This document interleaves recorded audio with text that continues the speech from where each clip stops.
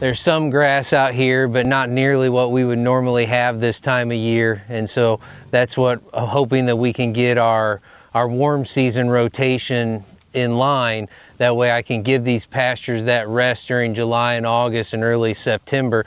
Hopefully get them to a little bit more of hopefully the warm season grasses will give them some of the mineral nutrition they need. But then also just resting this fescue stuff. I mean, this right here, this is that wide blade fescue, that Kentucky 31. They'll dance all around this stuff all day, and they will only eat it when they have to. They do not like it.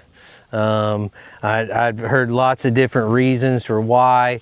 You know, it's almost sharp, like you can damn near cut yourself. Yeah, you can damn near cut yourself on this wide blade stuff, and you'll kind of see how they'll patchy style, you know, because we've got a different kind of fescue, you know, down in here that they've grazed down, but then they walked right past all of this, that endophyte Kentucky 31 fescue, and so this is kind of my arch nemesis right now. This and these damn cockaburs are my arch nemesis right now.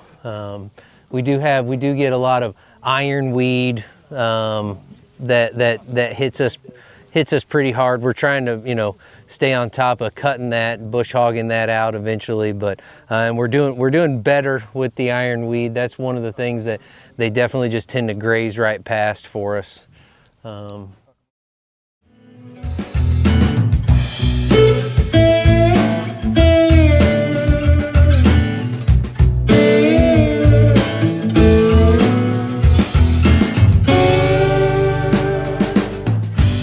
Understanding, you know, which of our crosses yield the best carcass, because I mean, ultimately at the end of the day we are in the meat business, and so I don't get me wrong, I like pretty animals and all that, but you know, trying to understand what composition between woods and plains gives us the best yielding carcasses.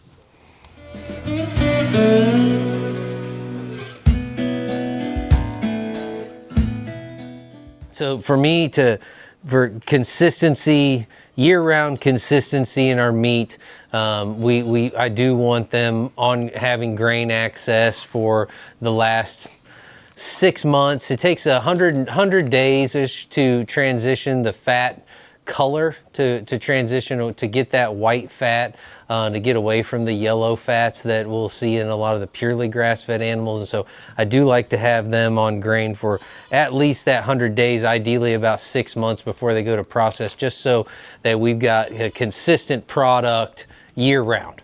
You know, because they're going to highly reflect whatever forage or whatever grains or whatever they're on in that 120 day time period. And so I don't want inconsistency in the timing of the year. I don't have the facility or the infrastructure to be able to process all of the animals at one time a year. And so I have to kind of stretch it out over the year. So the grain supplement, the protein supplement helps me, gives me some consistency.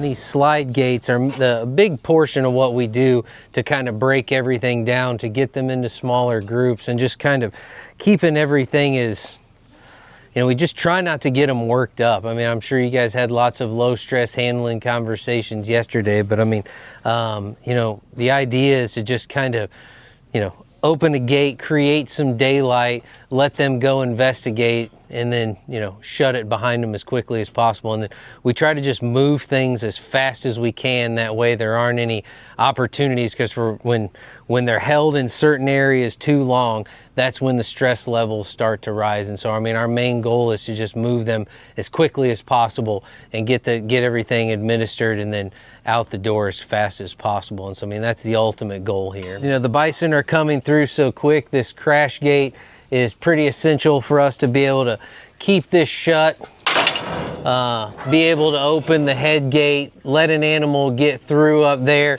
and then, you know, hopefully they don't hit the crash gate too hard. You know, ideally we can move them through as slow as possible, but that's the biggest difference. We catch them with the head gate and then squeeze them down just like any other standard, you know, squeeze shoot system. and then get the opportunity to get in there for any meds. We have a guillotine gate that drops down so the vet can preg check and sleeve them. Anybody looking for, you know, if we're preg checking. A lot of times we don't. We'll preg check when we can or if we feel it's necessary, but it is just one more step in the process that kind of slows things down. And so if we're trying to just move them through as quick as possible, some years we won't preg check, some years we will.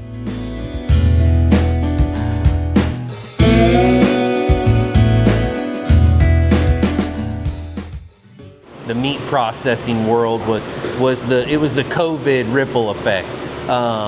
You know, when that all started happening and local meat processing became a real bottleneck, I was having to haul animals up to a federal facility in Wisconsin, and it turned into a real nightmare where I was hauling animals up north, would let them do their thing. 2 weeks later, then I'd turn around in a refrigerated box truck, drive up, pick up the product. You know, I mean, I turned into a professional truck driver, and so I started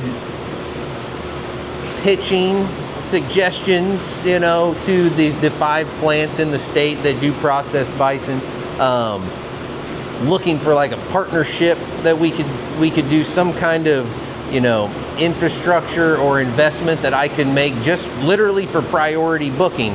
And then when I got to this facility here and mentioned that that's what I was looking to do, that's when I found out that the original owner here, who was a second generation, was looking to retire. Third generation wasn't interested in taking over the meat plant, and so that's what kind of started discussions that got me to the point of eventually acquiring the facility. When I first became a bison rancher, owning a meat processing plant was not on my list, not anywhere close. As a matter of fact, the very first time I dropped animals off at the processor, it would have been 2015 was when I first started processing bison. I walked away from that moment and it was like, man, that's the one thing I don't want to get involved in, you know. And then fast forward 8 years later, and I, you know, plugged my nose and jumped in feet first, and here we are. So